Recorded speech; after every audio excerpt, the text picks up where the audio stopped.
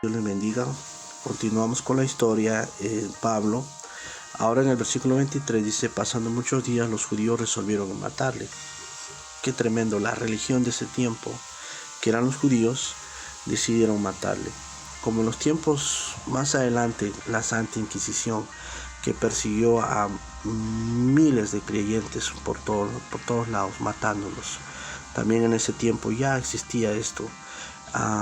Obviamente esto es una práctica que detrás de todo esto está el homicidio, de que fue desde el principio el diablo. Pero sus acechanzas llegaron, versículo 24, a conocimiento de Saulo, y ellos guardaban las puertas de día y de noche para matarle. Estaban buscándole, y esa es una persecución verdadera, cuando tu vida está en peligro por causa de predicar el evangelio. Cosas que están sucediendo en países como Rusia, países como Corea y entre otros lugares del mundo, países musulmanes, donde los creyentes están siendo asesinados porque hay verdadera persecución. Entonces los discípulos, tomando de noche, le bajaron por el muro, descendiéndole en una canasta. Y cuando llegó a Jerusalén, trataba de juntarse con los discípulos, pero todos tenían miedo, no creyendo que fuesen los discípulos. Entonces Dios usó a Bernabé, versículo 27.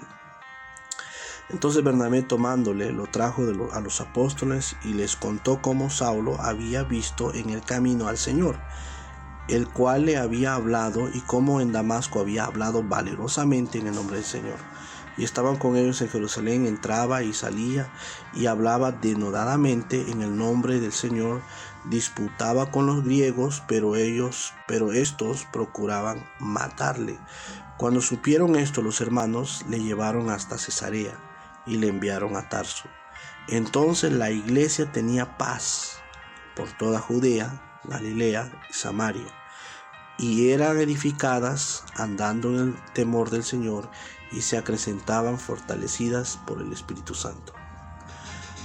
Es interesante que Dios estaba usando a Pablo, y era evidente su cambio, su conversión al cristianismo, dejando el judaísmo, la religión moderna de ese tiempo. Ahora está en el cristianismo, y al estar en el cristianismo, él está siendo perseguido por su propio pueblo, por su propia nación. Siendo un perseguidor de la iglesia, ahora es perseguido por sus compañeros. Siendo alguien que llevó a la muerte, ahora está corriendo peligro de muerte. Ese es el cambio. Pero cualquiera diría: ¿qué cambio? ¿Cuál es el cambio? ¿Dónde empezó ese cambio?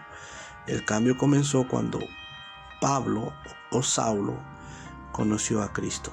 Y todo cambio comienza ahí, cuando Cristo llega a tu vida.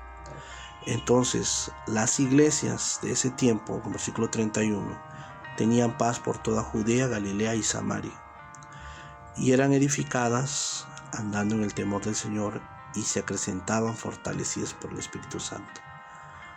Estas iglesias estaban aprendiendo, estaban siendo fortalecidas, estaban siendo edificadas, porque Dios todavía seguía trabajando, seguía obrando.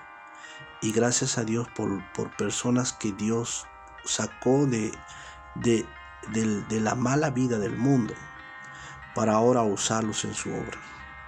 Y podemos decir y dar testimonio de esto.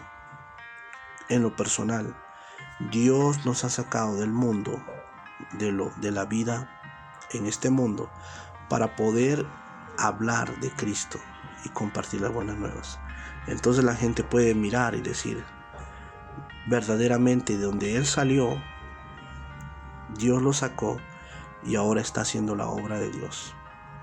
Y posiblemente tú estás en ese lugar, y ahora miras a los que estamos buscando a Dios. Entonces tienes que ver un cambio. Y cuando mires ese cambio, sabrás que el cambio lo dio el Señor Jesucristo. Que Dios te bendiga.